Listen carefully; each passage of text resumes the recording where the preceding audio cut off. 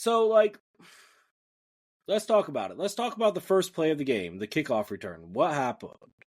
Luke McCaffrey bobbled muffed the kickoff return, right? Had the kneel down. That was a bad omen for me for the beginning, okay? That was a bad omen, okay? Then we go for it twice on fourth down, including once on a 4 and 6, right? And then we get to the 20-yard line and we don't go for it on a 4 and 3. Make that make sense. Dan Quinn, what are you thinking? You had them on the ropes. If we would have gotten a touchdown off of that drive, like, the momentum was ours. But instead, we let them walk off with a field goal. Not that it mattered in the grand scheme of things, but maybe momentum would have been different, right? Joe Witt, let's call him out. Earl mentioned it earlier. Joe Witt, I haven't had much of a problem with you being in the box all year, but when our defense is playing that bad, you better get your butt down from that box and start yelling at people that need to be yelled at.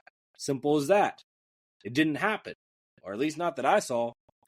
Joe Witt, you need to be more involved. And I get that Dan Quinn's the defensive coach guy. Maybe Dan Quinn does it. But at the end of the day, your job as defensive coordinator is getting your guys in check, not just calm plays, okay? You have to do more. That includes technique on the run defense. Our run defense has been poor all year. Earl mentioned it when we hired Dan Quinn. It might be a weakness of ours. It proved to be too much of a weakness in this game, okay?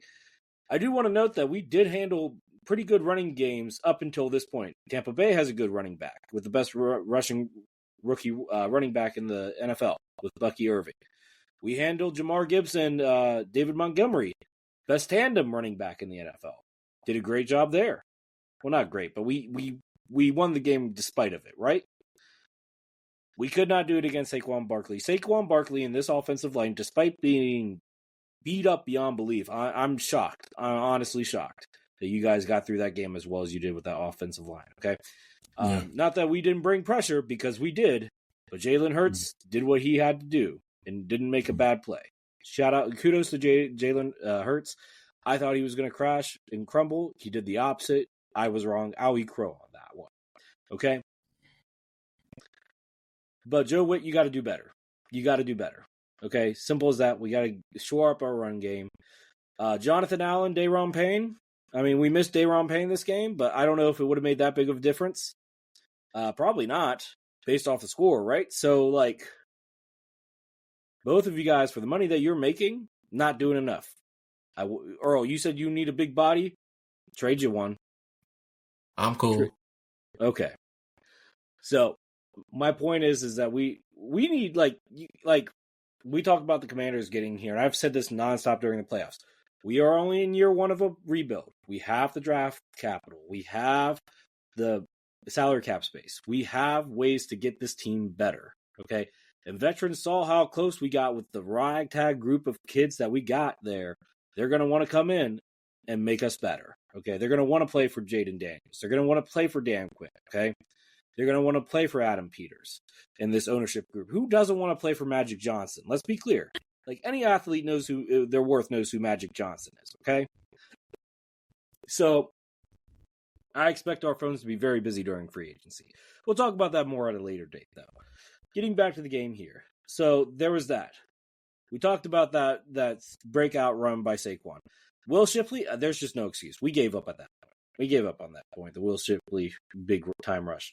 The penalties. I said this before on our mini episode, and I'll say it again. Marshawn Lattimore, why we trade for you if you're going to do that?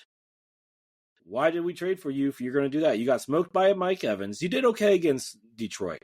But to be fair, Detroit shot themselves in the foot more often than we got them, right? I think your penalties were a main momentum shifter in the game. I think they were. I really think they were. I'm not going to blame you for the whole game, but I think you definitely killed momentum for us on defense. That's what I'm going to say. And if they trade you this offseason, I'm not going to bat an eye. Outside of that, like Jaden Daniels, great leader. He's going to put his nose to the grindstone. I expect him to get better. Now, does that mean he's not going to have a sophomore slump? Who knows? We got to see what the pieces we got around him. Okay, and he's going to be hunted next year. But the fact is, I think for this season, he played as if he was a top 5 quarterback, and I still think he played just as well as Jalen Hurts did in this game, despite being depleted of weapons. I'll let you have that, Lucas. Go ahead. Maurice don't want to fight.